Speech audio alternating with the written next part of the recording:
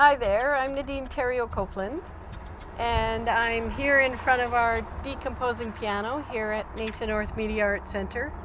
It's been out here for 6 months, so through the worst part of the winter and our spring, which got it wet and dried it out and cold and snowy and all kinds of different types of weather.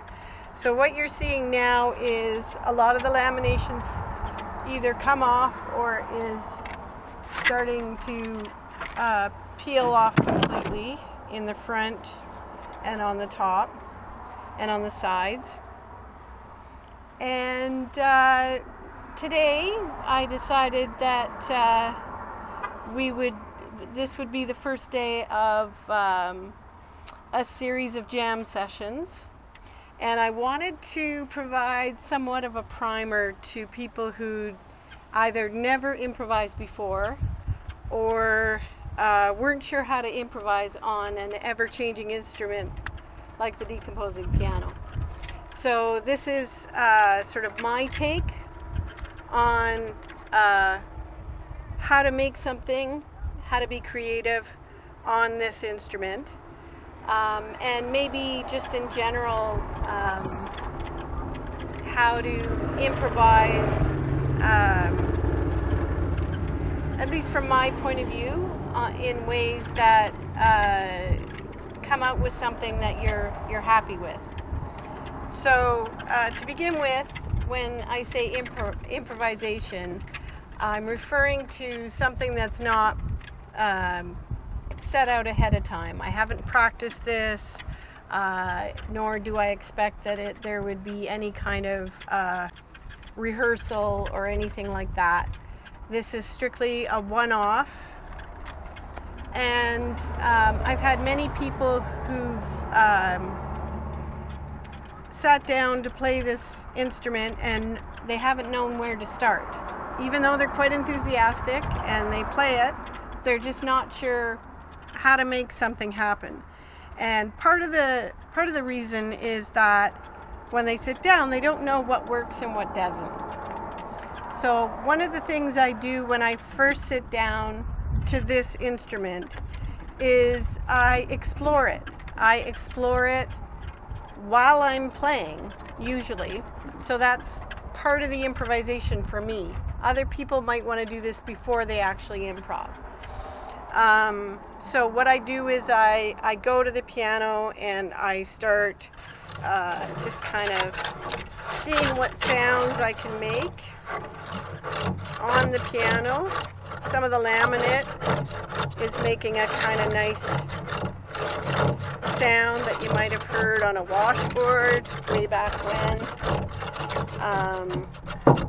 I sometimes just check out what's happening with these keys. One of the pedals has a tendency, if you strike it hard enough, to actually play a lot of the keys. So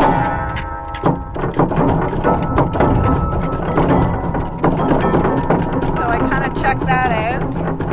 And then of course the wind is moving the laminate around quite effectively, but kind of paper sounds coming from the laminate, as well as these more these thicker pieces of wood that underneath. So you can think in your head, well, those are rhythmic sounds, those aren't piano sounds. Well, the piano is a very rhythmic instrument. It is something that has a lot of potential with regards to exploring different rhythms, and jazz players do that all the time. So looking at these as kind of augmenting what you're doing as you go, and then what I do is I just go along the piano and figure out, okay, well, what keys are working? Quite a few, apparently. Some of them are sticking.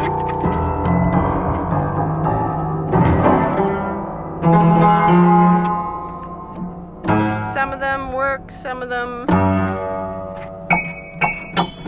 actually a lot more are working now than before. All of the ivories have come off at this point, but they also can be used for different, I don't know what that sounds like through the mics in the piano, but you can get some interesting sounds going that way. So once you've had a chance to explore everything, I think a lot of people worry about what the finished product's going to sound like when they're improvising. They want it to sound really, really good. And I think that's the wrong way to look at improvisation when you're just doing it as a creative activity. You're actually looking for inspiration from what's in front of you. And you have to let go of the idea that it has to be perfect. And you have to let go of the idea that in some ways that you even control the outcome, because in a lot of ways I'm going to run across something that doesn't work and I won't know that in advance. So I guess the first thing is just to let all that go, and then think of patterns. Think of a way forward for yourself. And that can be different for everybody. I like clusters. I like dissonance. I like rhythm. And so I look for those qualities when I'm improvising. And then what I do is I apply some kind of shape to it. I might start out softly. I might start out with a lot of sound. I might start out just with an exploration of what's there, and then build on that. And every time I sit down to this instrument, I'm going to make something different, and that's okay. I don't want it to be the same every time. That's a preference I have. So there isn't any such thing as rehearsing and coming up with something that's the same every time. So I'm going to start, and I'm going to combine some of these sounds that I've discovered already today, because every day is different on this piano, and I'll see what I come up with. Hopefully it's interesting for you guys. It'll be interesting for me just because I have fun doing this.